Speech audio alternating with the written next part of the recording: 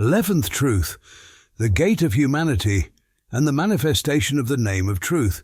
Is it at all possible that God Almighty, He who is worshipped by right, should create man within creation as the most significant of all of His servants with respect to His absolute dominicality, and with respect to His universal dominicality in all of His realms? That He should make him the most thoughtful recipient of His glorious address, the most comprehensive mirror to the manifestation of His names, that He should create him as the most beautiful miracle of His power in the fairest of forms, in order to receive the manifestation of the greatest name, as well as that quality of the greatest name inherent in the other names, in order for Him to assess and perceive the contents of His treasuries of mercy,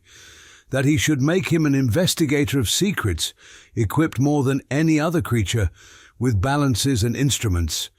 and He should make him the most needy of all creatures with respect to His infinite gifts, the one suffering most from annihilation and the one most desirous of immortality, that He should make him the most delicate, the poorest and neediest of animals, most wretched and subject to pain in his worldly life, but most sublime in disposition, in the highest of forms and characters. Is it possible that God Almighty should do all this with man and not send him to the eternal realm for which he is suited and fitted, and for which he is longing? Is it possible that He should thus negate the whole essence of humanity, act in a manner totally contrary to His own veracity, and perform an act of injustice that the eye of truth must deem ugly?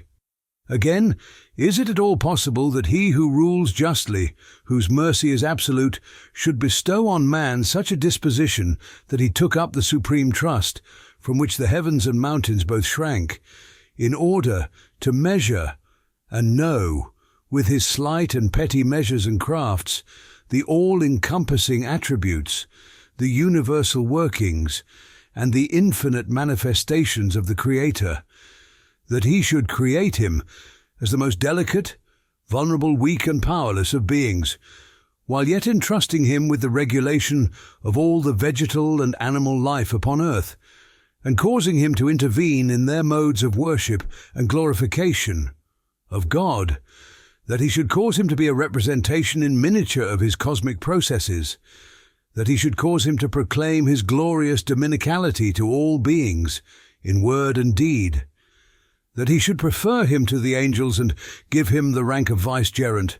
Is it at all possible that God should bestow all of this on man and not give him eternal bliss, the purpose, result and fruit of all of these duties? That He should cast him down to low degree as the most wretched, ill-fortuned, humiliated and suffering of all His creatures? Or that He should make of intelligence a gift from His own wisdom, and a most blessed and luminous tool for the attainment of happiness, an inauspicious and sombre tool of torment for that wretch,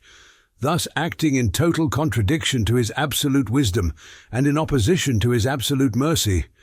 No, it is by no means possible. In short, just as we saw by looking at the identity papers of an officer in our comparison,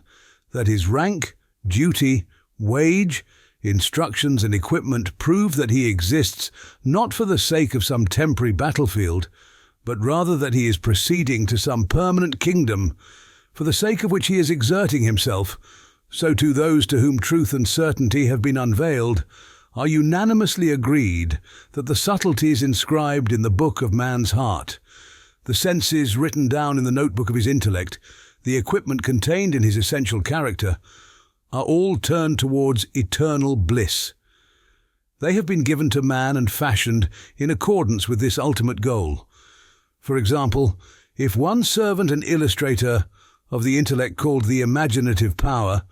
is told that you can have 1,000,000 years of life and rule over the world, but in the end you shall become nothing,